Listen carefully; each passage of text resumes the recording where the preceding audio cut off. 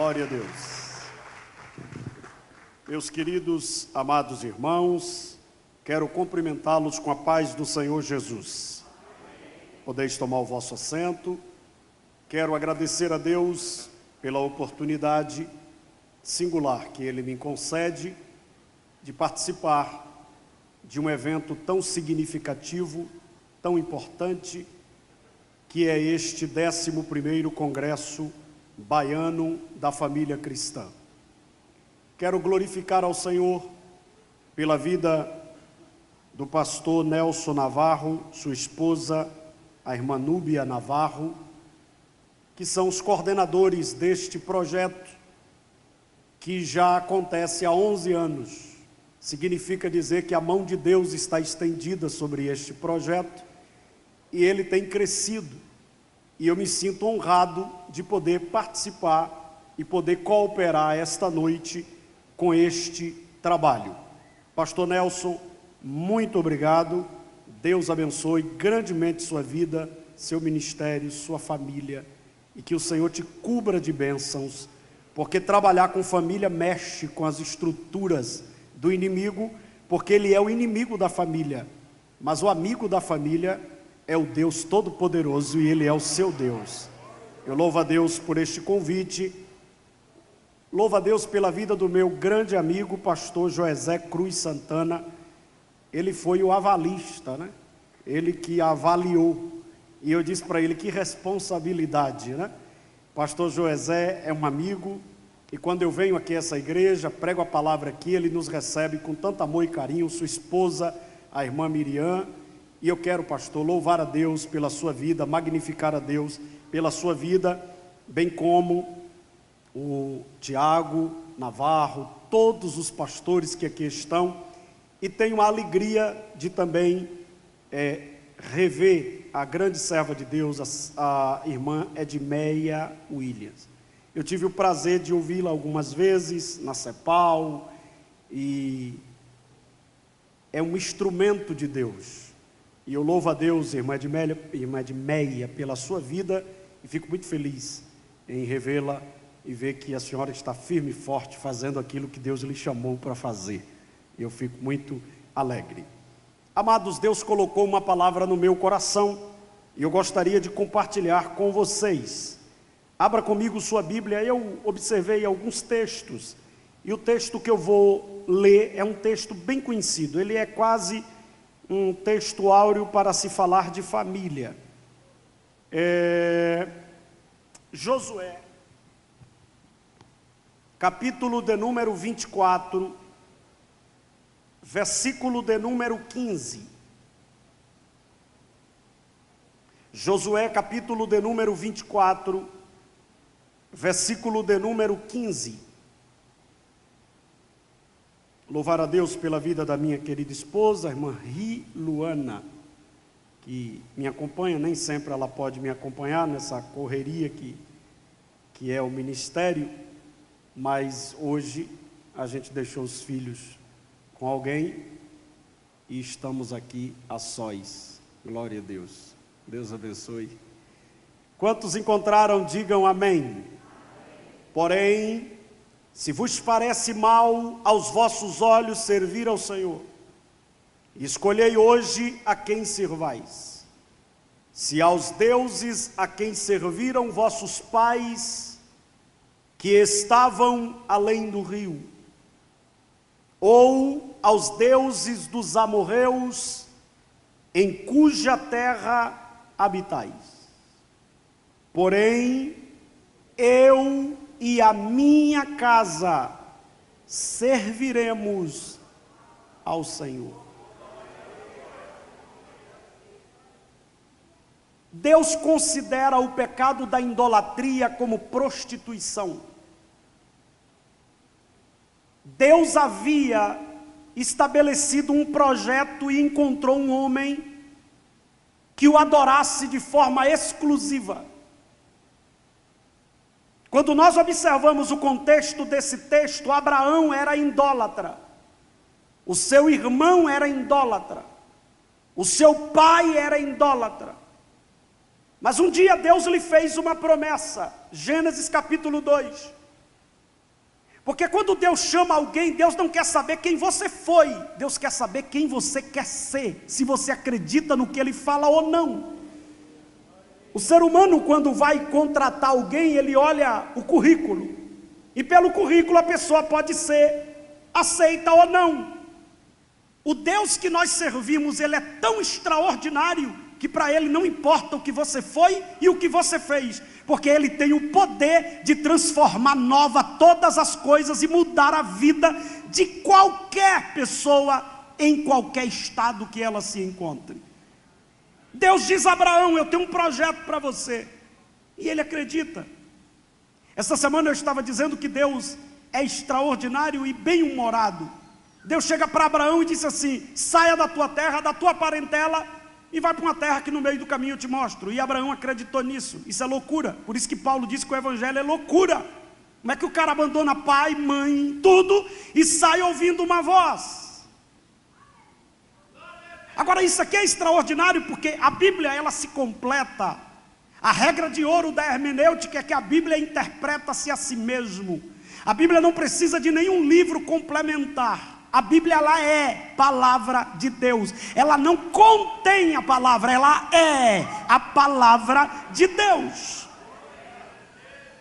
Abraão acredita, Abraão segue, Abraão se torna um homem extraordinário. Hoje Abraão é disputado pelas 3 principais religiões do mundo: o islamismo, por causa de Ismael; o judaísmo, por causa de Isaac; e o cristianismo, que temos Abraão como pai na fé. Lá na frente, Abraão, ele morre, toda uma trajetória, e Deus estabelece Josué, nesta época, substituto de Moisés, para liderar o povo à terra prometida, a terra de Canaã. O interessante é que ele é tão usado por Deus, que o texto diz que as pessoas tremiam diante de Josué, porque a glória de Deus, a presença de Deus estava sobre ele. Ele estava na direção de Deus, ele era um instrumento de Deus. E ele faz ele tem uma liderança extraordinária. Ele não só consegue entrar na terra prometida, mas ele consegue organizar a nação, distribuir a terra para as tribos. Ele consegue estabelecer a ordem. Ele só comete um erro: ele não deixa sucessor, ele não faz o seu substituto, ele não tem essa preocupação, e isso trouxe a Israel um grande problema. Todo mundo aqui é crente, todo mundo aqui é servo de Deus, e quem não é, temente a Deus. Por isso que você está aqui, porque a Bíblia diz que quem ouve a palavra de Deus é de Deus. Mas se não tiver uma liderança, ser humano, um pastor que me formou ministerialmente, ele disse assim: Edivaldo, gente é um bichinho que parece gente, anda como gente, mas não é gente. Porque o ser humano é extraordinário. O ser humano, você chega para ele e diz: é por aqui, mas se você vacilar um pouquinho, ele já está aqui. A liderança já tem que dizer: é por aqui. E quando Josué, ele morre, não teve alguém para ter o comando da nação, e Deus teve que levantar juízes, e não dá tempo a gente observar sobre isso. Mas o certo é que no discurso de despedida, ele volta à cidade de Siquém. E isso é extraordinário, porque Siquém foi aonde Deus apareceu a Abraão e renovou a promessa. Foi lá que Deus disse a Abraão: eu darei esta terra a você, eu entregarei na sua mão. Ele volta a Siquém. É claro que alguns estudiosos aqui dizem que ele volta para Siquém para fazer o discurso, porque a acústica daquela cidade era interessante, já visto que não tinha o aparato que temos hoje. Mas a primeira coisa interessante é que de lá que começa tudo, porque quando você vai observar, é lá que Deus renova a promessa e diz a Abraão que aquela terra seria dele. Acontece uma outra coisa interessante em Siquém: foi lá que Jacó enterrou os ídolos. Foi lá que Jacó chamou a atenção das esposas que estavam carregando ídolos do seu pai, e lá ele toma uma atitude. Siquém também tem um outro episódio interessante, é quando Simeão e Levi engana Siquém, porque Siquém era o príncipe A cidade levava o nome do príncipe, que era filho de Amor. Eles eram quem dominava a cidade de Siquém. E esse Siquém, que era o príncipe, estupra a filha de Jacó, a irmã de Simeão e de Levi. E olha a ideia desses meninos. Eles tiveram uma ideia extraordinária, perigosa, porque eles chegaram na porta da cidade e dizem: vocês não querem nossas mulheres, vocês não querem nosso gado, pronto, vamos fazer um acordo. Aqui, para poder ter esse direito, tem que circuncidar. E a circuncisão era uma coisa interessante, era feita com faca de pedra. Para a criancinha no 8º dia, mas para o velho, Abraão foi o primeiro homem circuncidado na Bíblia. E ele já estava avançado de idade, mas é uma cirurgia, é uma espécie de uma cirurgia tipo fimose. E ele sabia que para destruir aquela cidade, aqueles homens operados, eles não teriam força. Mas aqui me chama a atenção: os homens aceitaram fazer a circuncisão para ter, não o Deus que estabeleceu a circuncisão, mas para ter vantagens materiais, egoístas. Existem muitas pessoas que se submetem aos rituais, mas não se submetem ao Deus dos céus. E o tema deste congresso, ele é interessante, porque ele nos provoca. Que evangelho nós estamos ensinando à nossa família? O evangelho do receba? O evangelho da prosperidade? Ou o evangelho da cruz, da renúncia e da mudança de vida, com o objetivo de um dia morar no céu e ser salvo e abençoado pelo Senhor? E eles aceitam, é lá nessa cidade de Siquém. E quando Josué se reúne nesta cidade, ele faz um discurso muito bonito. Ele lembra tudo que Deus fez, ele lembra tudo que Deus operou, que Deus cumpriu. Mas ele percebeu uma coisa: a influência antiga, a influência das nações vizinhas, estava mexendo com a estrutura do povo de Israel. Já havia pessoas com outros ídolos, porque quando você vai olhar o contexto, ele diz: joguem os ídolos fora.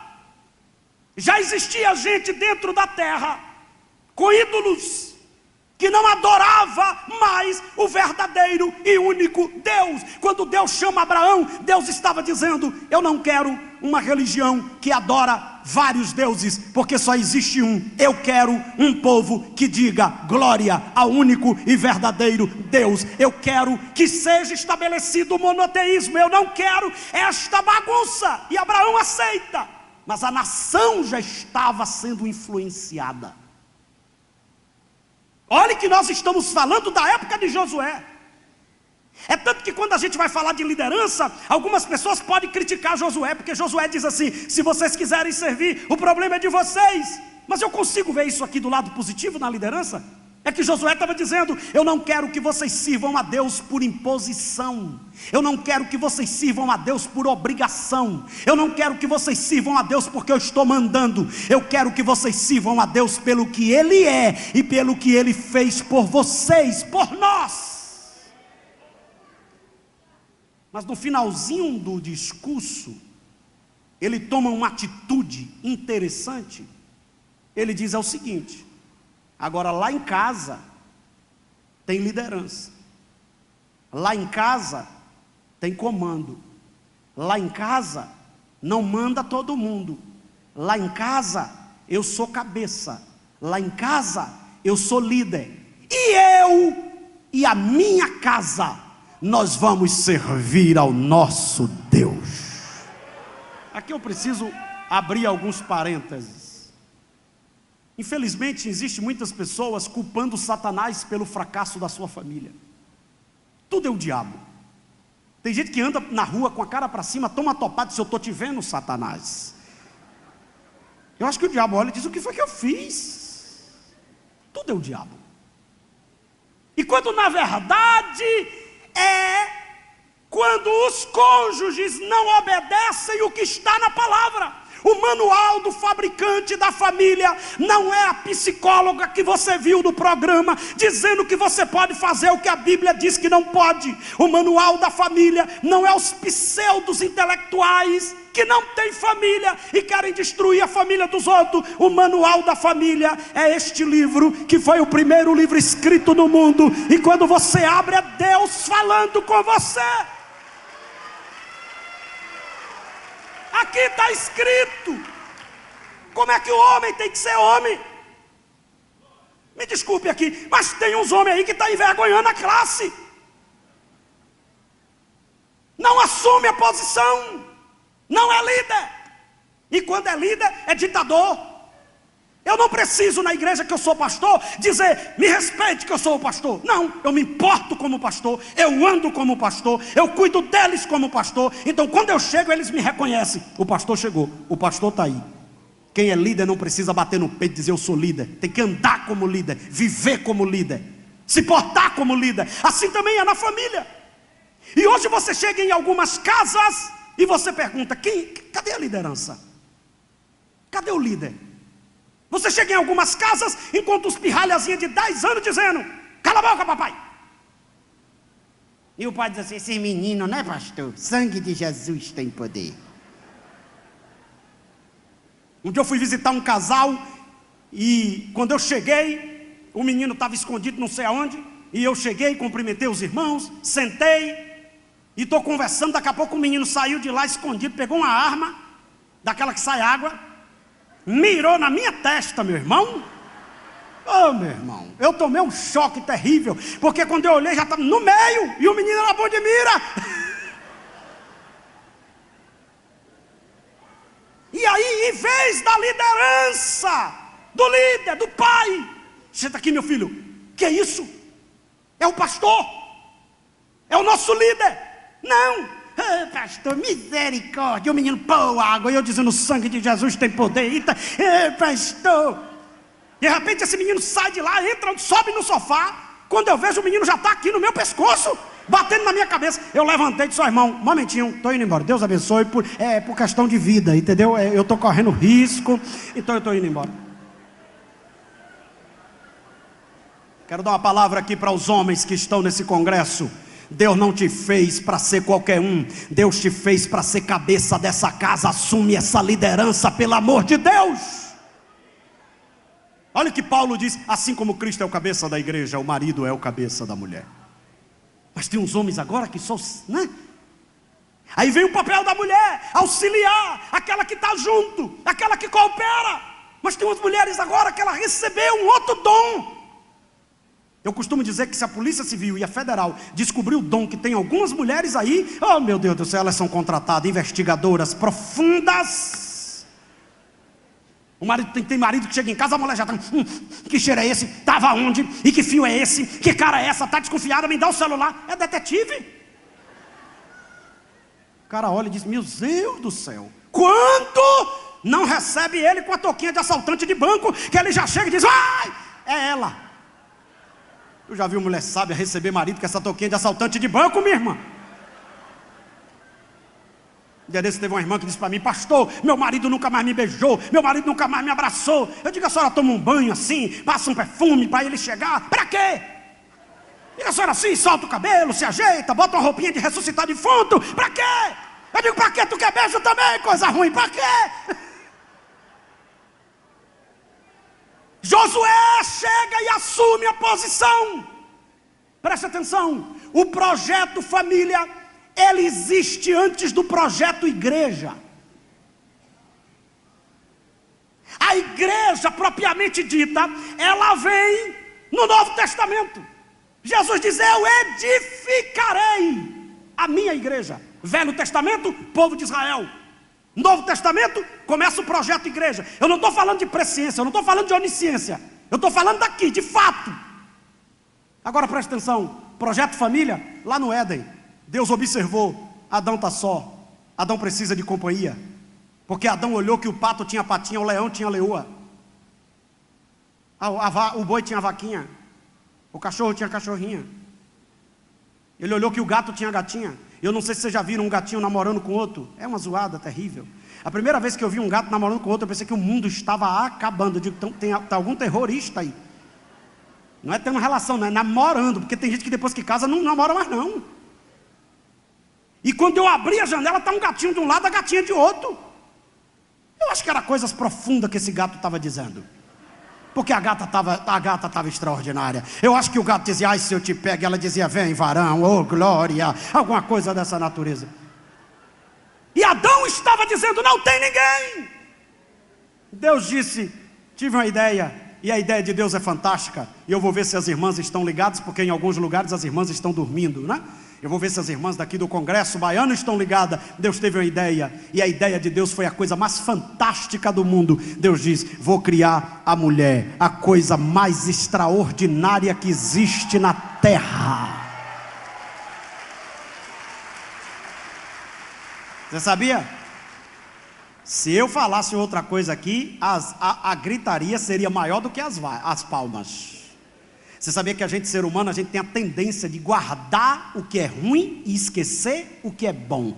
A gente fica constrangido com o elogio e a gente fica valente com a crítica. Olha como a gente é. Se alguém chegar e dizer assim, pastor, o senhor está bonito, daqui a pouco eu esqueço. Mas se alguém disser assim, rapaz, que homem horrível, eu passo a vida inteira dizendo horrível, né? Horrível, horrível, é horrível. Toda hora que você chega na frente do espelho, você é horrível, você vai ver que é horrível, né? Você guarda.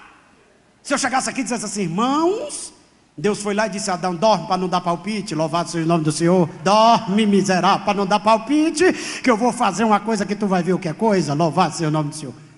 Aí talvez. Mas Deus não, Deus disse, vou fazer a coisa mais linda, mais extraordinária que existe. A mulher, quando ela é sábia, ela é extraordinária, mas quando ela é louca, ela é uma luta. Não tem luta pior do que uma mulher louca. Não, porque a luta no trabalho o cara deixa lá. Agora a luta de casa você tem que dormir com a luta, beijar a luta, louvado seja o nome do Senhor, comprar roupa para a luta. Oh Deus, levar a luta para o salão.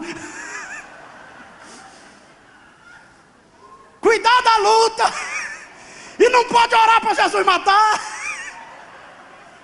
Eu era adolescente, fui pregar em um lugar, cheguei lá e encontrei uma irmãzinha orando, oh, mata, mata, mata, mata, mata, mata, mata, mata, mata. E eu fiquei assustado, digo, meu Deus, é o que isso? É línguas estranhas. Eu pensei, deve ser língua, não é possível. Quando levantou, eu disse para ela, esse negócio de mata-mata é o que, minha irmã? Ela ficou brava, cada uma, que absurdo, aí não pode nem orar mais, e não sei o que. Eu digo, não, minha irmã, a senhora orou alto, eu vi. Ela disse, quem é o senhor? Eu digo, eu vim pregar aqui hoje. Ah, para o senhor eu falo, é que hoje eu estou jejuando para Deus matar aquele miserável.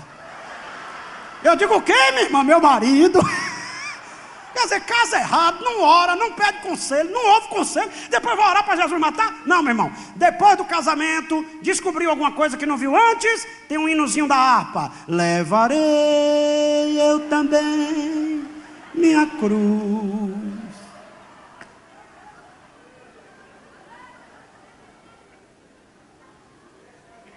Homem é líder, mulher é auxiliar, homem é líder. Olhe para mim, presta atenção. O homem se sente ofendido quando a sua liderança é ameaçada. Quer ver uma coisa? A torneira está lá vazando. Você falou com ele, ele não resolveu. Aí você vai lá, arruma um encanador e conserta a torneira. Qual é a cabeça dele? Essa mulher é perigosa. Essa mulher de alta periculosidade. Olhe bem, ela já arrumou o encanador, ela já fez e não me falou. Agora presta atenção, o que a mulher sábia faz? É ela que manda. No final das contas, ele faz o que ela quer. Agora ela tem que ter sabedoria. Ela chega e diz assim, filho, eu posso chamar o encanador para consertar a torneira? Aí ele diz, pode. Quando ele chega, ele diz, está consertada, mas foi eu que mandei. Mas tem mulher que, né? É a mesma coisa, o marido chega do trabalho e às vezes está nervoso, porque homem é diferente de mulher. A mulher já tá, agora tem um estudo, né, americano para provar que a mulher tem um sexto sentido. Não vamos entrar nesse detalhe, mas a mulher tem algumas inteligência, ferramentas que o homem não tem. O homem consegue fazer uma coisa de cada vez, a mulher consegue fazer várias coisas. O homem não, o homem ele tem algumas limitações, Então, por exemplo, a mulher chega no trabalho, ela parece que tira o peso do trabalho e chega em casa numa boa. Já homem não, se ele passar uma luta, ele já chega em casa com a cara que até o diabo diz: sai da frente, sai da frente, sai da frente, sai da frente, sai da frente. Aí está perigoso. Aí às vezes ele chega em casa e diz para a mulher: sai da frente, eu não quero conversa com você. Aí a mulher louca faz o quê? Me tire, Satanás, me tire, venha! Pronto, ali já acabou o problema. Agora a mulher louca, a mulher sábia faz o quê? Me pegue mesmo, meu filho, me pegue. Eu estava aqui o dia todo te esperando, louvado seja o nome do Senhor, eis-me aqui. Então, ela desmancha, porque a Bíblia diz que a resposta branda desvia o furor. O projeto família não é um projeto humano. O projeto família não é um projeto qualquer. O projeto família é o projeto mais importante que existe. Porque se a tua família estiver destruída, tu não pode levantar diante do altar para ensinar a igreja. E é isso que nós estamos preocupados. É muita gente que está pregando um evangelho que a família pode estar destruída e ele é um grande homem de Deus. À luz da Bíblia, Deus diz: vá lá e conserte sua casa, porque quem não conserta a sua casa não pode levantar para querer consertar a casa de Deus. Mas eu coloquei um tema para a reflexão de hoje. Qual é o tema? Por favor, repita bem forte: tome uma decisão. É forte isso aí? Então eu vou pedir para falar fraco. Não, mais forte. 1, 2, 3, já? Só as mulheres. Os homens. Amém. Glória a Deus. Primeira decisão que precisamos tomar: proteja a sua família. Proteja a sua família.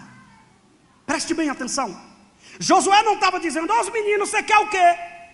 Ó, fulano, você quer o quê? Ele estava dizendo: eu e a minha casa, nós vamos servir ao Senhor, o nosso Deus. Nós vamos adorá-lo. Nós vamos continuar fiel a Ele. E eu estava pensando aqui algumas coisas. Leve a sua família a conhecer o verdadeiro evangelho. Eu não sei se você está percebendo, muitos filhos de crente, quando vai para a faculdade, acontece o que com eles? É um dado terrível, né? Muitos filhos de crente, quando vai para a faculdade, eles fazem o quê? Desvia. Por que eles desviam? Porque não tem estrutura, não tem base. Às vezes não há nenhuma referência de Deus em casa. E vou dizer mais: às vezes o discurso não bate com a prática. O menino olha e diz: manhã é uma bênção lá. Porque a igreja é o lugar mais fácil de você enganar. Tem gente que muda até o tom de voz na igreja quando entra. Aleluias. Aleluias. E o menino dizendo: manhã não está normal. Rapaz, manhã não é assim em casa. Olhe para mim. Se o meu filho perceber que o Edivaldo do altar é diferente do Edivaldo de dentro de casa, ele vai se frustrar com esse Deus.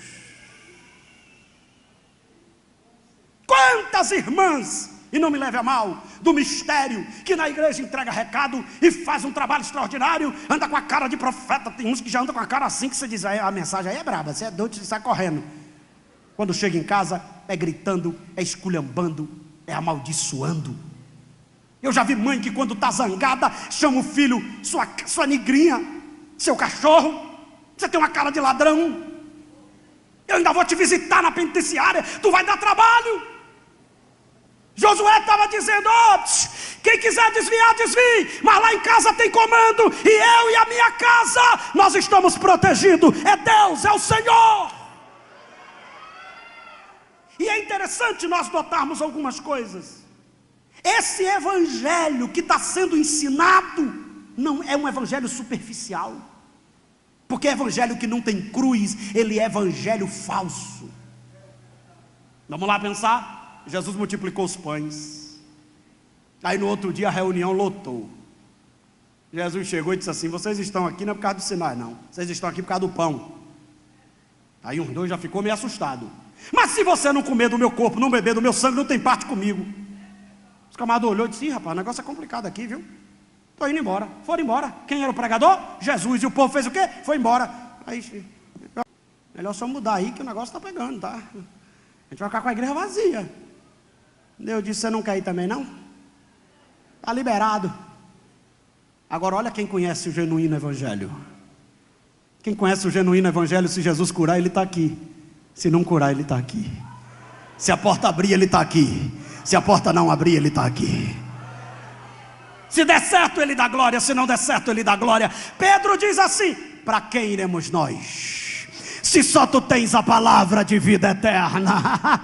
Pedro estava dizendo assim, ó: eu não estou entendendo, tentei ajudar, mas eu não tenho outro caminho, porque eu sei que o caminho da salvação é o Senhor, do perdão é o Senhor, da vitória é o Senhor, do céu é o Senhor. Então mesmo sem entender, eu estou aqui. Olhe para mim, o evangelho que você vai ensinar para sua família não é o evangelho do toma lá da cá, é o evangelho da cruz, que leva para o céu, que perdoa pecado, e de um Deus que cura. Mas quando ele não quiser curar, ele não deixa de ser Deus.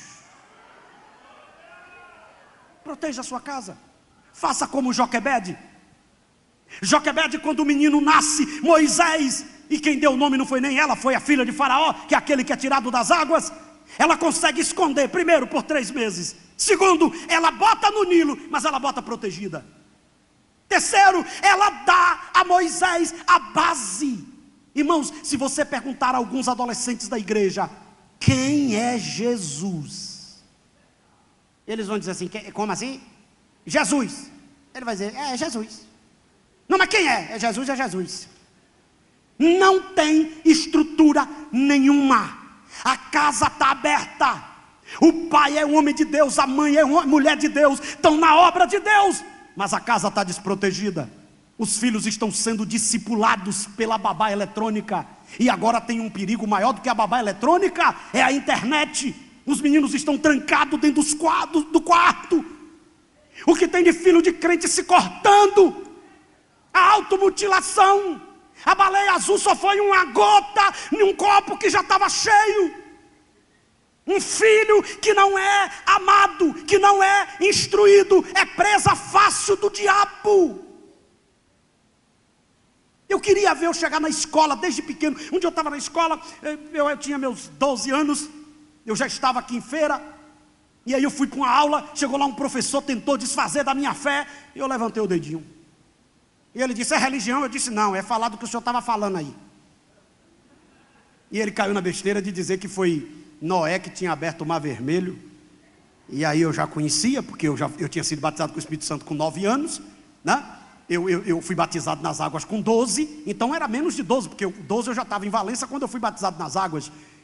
E eu disse para ele: professor, o senhor é 10, como professor de filosofia, mas de Bíblia o senhor é analfabeto, professor. O senhor não conhece nada de Bíblia, porque o senhor disse aí que foi Noé que abriu, mas quem abriu não foi Noé e nem foi Moisés, foi Deus através de Moisés. E até a Constituição eu invoquei na sala de aula para ele respeitar a minha fé. Aonde é que os meninos estão sendo mais atacados? Na sala de aula. Professores esquerdopatas, que é uma coisa que a igreja dormiu. Missionária de Meia, dormiu. Os esquerdopatas fizeram mestrado, doutorado, se especializaram, invadiram as faculdades, invadiram as escolas, e agora estão doutrinando nossos filhos. Estão chegando e dizendo: Deus não existe, pastor é ladrão. Você já observou qual é a imagem que eles querem passar?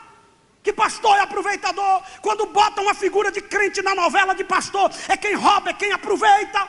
Quando bota a figura do que eles querem defender, é o melhor ator, é a melhor atriz. Satanás está dizendo: eu vou destruir essa geração. Mas existe uma igreja que está fazendo congresso de família e dizendo: eu vou proteger minha casa e meu Moisés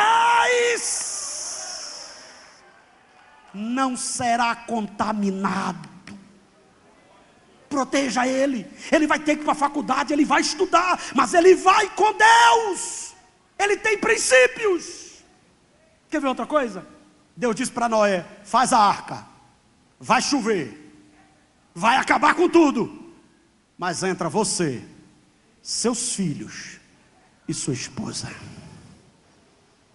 Por favor, compartilhe isso com alguém que está perto de você. Diga: você e sua família. Fale com autoridade, você e a sua família. Nesse congresso de família, Deus vai te dar a munição e as armas para chegar lá e dizer: aqui não, Satanás. Proteja. O evangelho é boas novas. Paulo diz isso em Romanos: eu não me envergonho do evangelho. Vamos ensinar nossos filhos, não se vergonhe de dizer que é crente. Meu pai dizia isso para mim. Meu pai teve 7 filhos, era assalariado, foi motorista de ônibus aqui em Feira de Santana. E quando saiu daqui virou camelô. Não tinha recurso, mas a lição da escola dominical, os 7 tinha. Domingo de manhã era fila, um atrás do outro. E quando saía de casa dizia: tome sua oferta, tome sua oferta, tome sua oferta, tome sua oferta, tome sua oferta. E no culto social ele pegava 1 quilo, dividia em 4, 250 gramas para você, 250 gramas para você, 250 gramas para você, 250 gramas para você. Ajudar os menos favorecidos. E na igreja era o seguinte: dorme em casa para não dormir na igreja, vai no banheiro em casa para não ir no banheiro da igreja. Tem uns filhos de crente hoje que é perturbador de Israel, irmão. Ainda desse eu estava pregando, de repente eu ouvi um microfone falhar, o menino já tinha arrancado o cabo do microfone e já estava do outro lado dizendo: filho de um diácono. Depois que o menino vai para o mundo, eu criei meu filho na igreja. Criou nada. Criar filho na igreja é ensinar a ele que aqui não é um lugar qualquer, aqui é um lugar de encontro com a maior majestade que existe no mundo. É o Senhor dos exércitos, aqui exige respeito.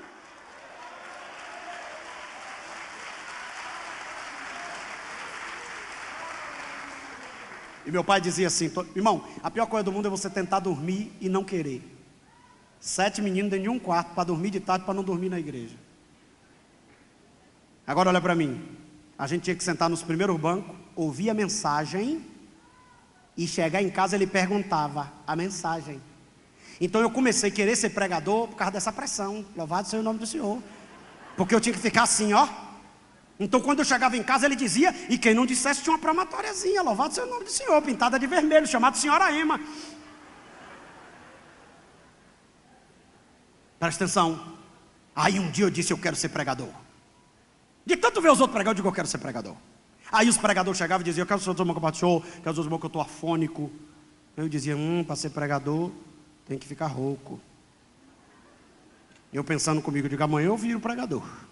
Peguei meus irmãos, botei tudo num sofá, gritei a tarde toda aqui no bar da Conceição em Feira. Tinha uma vizinha do outro lado que viu os gritos, chegou para ver, era eu. E todo mundo me obedecia, por 2 motivos. O cinto era aqui, louvado seja o nome do Senhor. Eu tirava o cinto e ficava de um lado para o outro gritando. A vizinha chegou, olhou e eu nem tinha um, porque eu queria ficar rouco, porque eu queria dizer: eu sou pregador. Aí a vizinha, quando minha mãe chegou, disse: ô Dete, não deixe teus filhos com esse menino não, Dete. Ele é doido, Dete. Aí eu cheguei na igreja, no dia da ceia. Aí eu queria comer o pão, uma luta, minha mãe dizendo: não pode, tem que ser batizado. Eu digo: o que é ser batizado? Ela disse: tem que mergulhar. E eu disse: porque o pastor dá um pedaço de pão desse tamanho? Que absurdo. Aí eu pensava: quando eu for pastor, eu não vou dar um pedaço de pão desse, eu vou dar um pão inteiro para os irmãos. E outra coisa, eu não vou dar um cafezinho desse, eu vou dar uma xícara toda. Na minha cabeça era café. Eu escondi os pão, pastor Navarro. Família pobre, a gente chamava aqui de pão cacetinho, né? O pão de sal. O bicho ficou duro, meu irmão. Não deu para dar um a cada um. Mas eu pensei comigo: se eu for ser pastor e para dar ceia tem que ser batizado, então eu vou batizar meus irmãos. Não sei se aqui em Feira tem ainda, mas tinha aqueles tunel que revestia de cimento, né? Aonde eu batizei meus irmãos? Dentro do túnel, jogava, pum, levantava, bora, tá preparado, senta aqui. E o pior de tudo, tinha que comer o pão de uma vez só. Porque se não comesse, estava em pecado. Aí tinha que confessar. E aí eu sentava numa cadeira, cruzava as pernas. E eles me chamavam de Valdinho, né? Até hoje meus irmãos me chamam de Valdinho. Aí chegava e dizia: Valdinho. Eu digo: Valdinho não, me respeite, pastor Valdinho. Pastor Valdinho. Meu irmão, casa simples aqui você sabe que o pedaço de carne é contado. E uns pedaços de carne sumia. Mas na hora da ceia eu descobria quem comeu. Eu comi aquele pedaço. Eu queria dizer a você também que aquele geladinho, minha mãe fazia geladinho, sumia um geladinho, ninguém descobria, nasceu, eu descobria. E eu dizia: cadê o saco que eu não achei? De descarga. 2 meses sem tomar ceia. Era a minha brincadeira, batizar meus irmãos, pregar para eles. Olhe para mim, qual é a brincadeira dos teus filhos? O que os teus filhos querem ser? Como é que eu digo que pastor é homem de Deus e falo mal do pastor e meu filho ouve? Como é que eu saio da igreja falando mal do culto e meus filhos ouvem? Como é que eu saio falando mal da mensagem e depois eu digo, presta atenção o que Deus está falando? Dá uma confusão na cabeça do menino. Está na hora da gente arrumar a casa. Está na hora da gente saber o que a gente quer. Está na hora da gente descobrir que tem um inimigo chamado Satanás e quer revoltar teu filho e levar para as drogas e levar para a prostituição. Mas esta noite o Espírito de Deus te trouxe aqui para te dizer: proteja a tua família com a palavra, o Evangelho da cruz.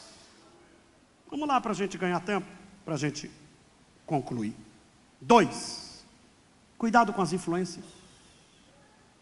1, 2, 3 já, repita comigo: cuidado com as influências. Vamos lá? Nós estamos vivendo alguns ismos hoje: humanismo, relativismo, hedonismo e materialismo. O que diz o humanismo? Deus sai do centro, Deus sai do trono e o homem vem para o trono. Até as músicas que são cantadas em muitas igrejas é humanista, é o homem, é você. E cadê Deus? Cadê Cristo? A reforma foi para corrigir os erros, e hoje nós precisamos de uma nova reforma. A palavra está sumindo do altar, a palavra está sumindo dos sermões, e a palavra está sumindo dos hinos. É o humanismo, é o homem. Você vai vencer, Deus está contigo. Não, tem gente que tem que ouvir a mensagem, é diferente. Vá se converter, se acerte, perdoe, se arrependa. Mas tem o relativismo. Tudo é relativo, nada é absoluto. Quem disse isso? Jesus não disse eu sou um caminho. Jesus não disse eu sou uma verdade. Jesus não disse eu sou uma vida. Eu sou o caminho. Alô? Eu sou a verdade. E o texto diz: santifica-os na verdade. A tua palavra é a verdade. E agora a gente já viu o relativismo entrando na igreja. Pastor Joesé, já existe hoje alguns teólogos? Não, o mar não abriu não. Ali é que tem um vento não sei aonde, que fica um palmo de água. Um dia eu vi um irmãozinho não, um pseudo teólogo, porque os inimigos da igreja agora não é filosofia não, é teologia. E não é teologia, ensino da palavra não, é esses pseudos teólogos. O cara estava mostrando que a rua não é de ouro, era João que era velho, e o clarão do sol fez João enxergar amarelo. Aí uma irmã gritou e disse: vou no Procon. Fui enganada. Eu fui enganada. Eu aceitei Jesus para andar em rua de ouro. Eles já estão dizendo: não, a jumenta não falou, gente. Esse evangelho que está sendo propagado é o evangelho da facilidade, é o evangelho relativista. A palavra da Bíblia não é a palavra de Deus. Eu não concordo com Paulo. Paulo tem algumas coisas que fala que eu não concordo. Então tem coisa na palavra que é verdade, tem coisa que não é. Espera aí, isso aqui é palavra de Deus. Aqui é regra de fé e prática. Se o mundo quer se destruir, existe uma igreja dizendo: ora vem Senhor Jesus, nós temos verdade absoluta. Aí tem o hedonismo, é o prazer. Se vai dar prazer, estou dentro. E a consequência? Não importa, a mulher é bonita, eu vou pegar ela, mas eu vou destruir minha família. Não importa, ela é bonita, eu vou aproveitar. Não, esse cara é muito interessante, mas como é que sua filha vai lhe ver? Não importa, ele é um gato. Um dia desse um adolescente me procurou e disse: pastor, a minha mãe fugiu com um cara, e eu estou sozinha em casa com minha irmã. E agora? Lá na frente ela vai dizer o quê? Se minha mãe fugiu, então eu fugirei. Louvado seja o nome do Senhor.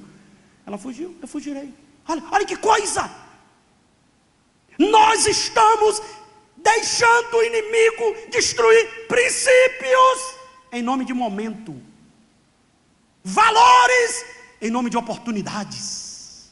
É minha oportunidade.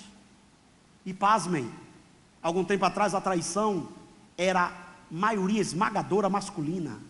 Agora já está quase passando. Saiu uma pesquisa agora que já está quase 51% feminino. Mas agora, vamos observar, meio a meio. A coisa está tão complicada, que antigamente como é que os netos viam as avós? Pessoa equilibrada. Hoje não. A avó pega uma calça que era da neta, louvado seja o nome do Senhor, e sai. E a netinha dizendo: ô vó, ô vó só vai morrer, vó.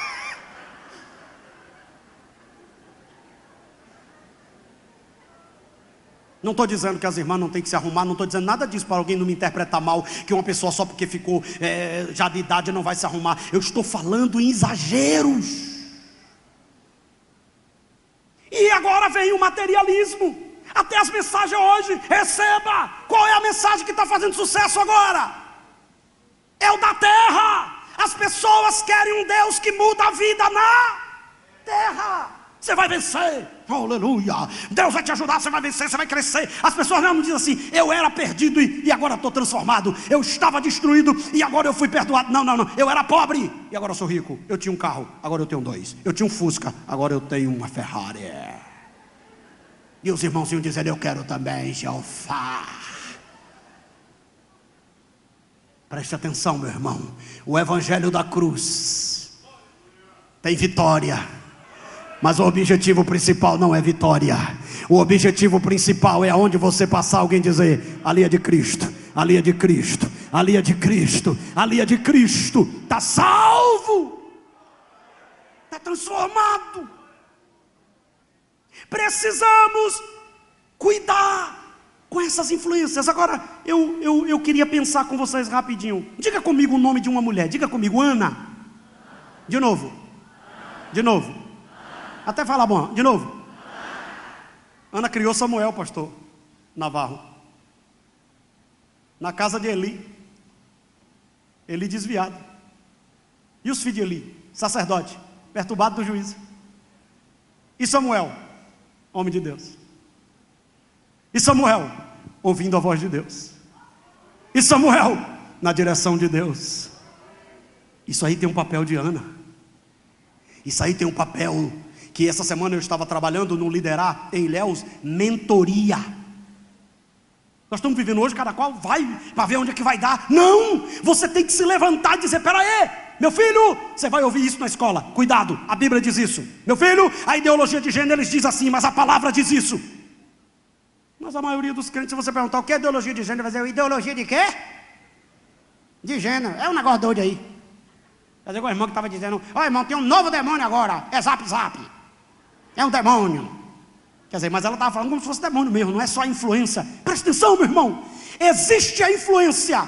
Agora olha para mim: Ofni e Finéias, desviado, Eli, perturbado, e Davi, e Samuel, antes que a lâmpada de Deus se apagasse, Deus aparece a Samuel e diz a ele: Samuel, se você proteger teus filhos.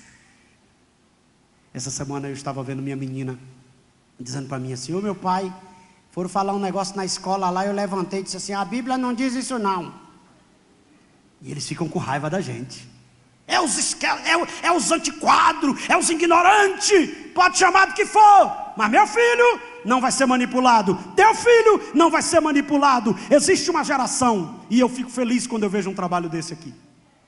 Porque antigamente a igreja reunia um bocado de gente só para zoada, só para cantor, só para trazer estrela, só para fazer movimento. Saía, não tinha nada. Você está sentado aqui ouvindo a palavra, você está sendo munido da palavra. Sabe o que Deus está dizendo? Segura, Satanás, essa geração não vai ser destruída enquanto tiver uma igreja que está atenta, que está alerta. Vamos lá para a gente concluir. 1, 2, 3, já. Diga comigo: não terceirize sua família. Aí eu tenho que falar de Davi.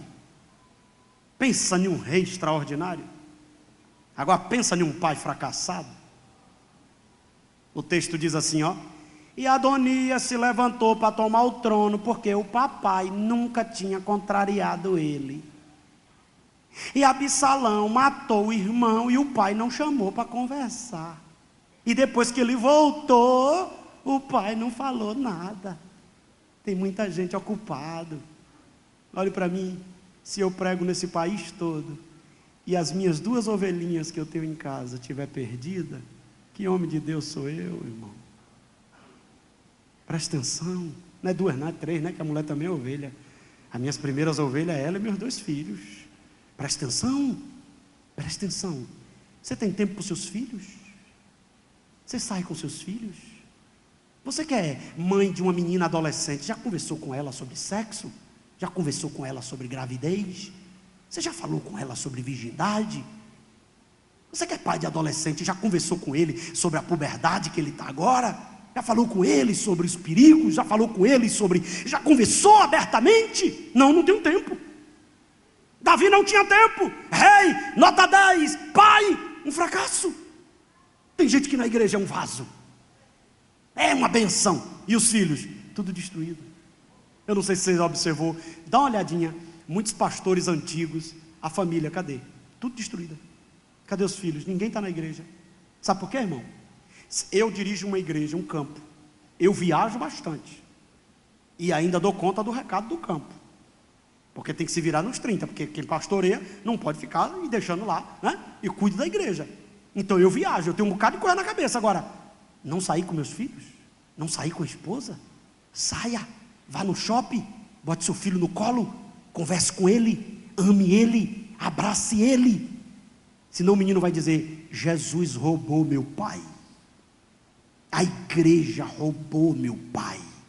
Meu pai não tinha tempo para mim. Minha mãe não tinha tempo para mim. Preste bem atenção. Você é quem tem o comando. Estabeleça limites. Que história é essa? Menino de 12, 13 anos, a mãe esperando até 2 horas da manhã, a menina chegar da onde? E agora tem umas meninas: boca murcha, tô indo ali. Quem é a boca murcha? A mãe. Coroa. Que história é essa de chamar pai e mãe de coroa? É pai, é mãe, é senhor, é senhora. Abençoe seus filhos, coloque a mão sobre eles, repreenda a maldição, repreenda as setas do inimigo, converse, abrace, dê amor, dê carinho. Uma menina muito nova que quer casar, ela está dizendo o seguinte: eu quero ser amada. A maioria das meninas quer sair fora de casa cedo, porque a mãe é só briga, é só confusão. Cadê? Um dia eu peguei minha filha e disse assim: nós vamos no shopping, nós 2 sozinhos. Ela olhou para mim e disse assim: é eu e ele, querido, é eu e ele. Aí eu cheguei no shopping, nós vamos almoçar, nós vamos assistir um filme, nós vamos conversar, nós vamos bater um papo. E ele surpreende a gente, porque eles ficam todo...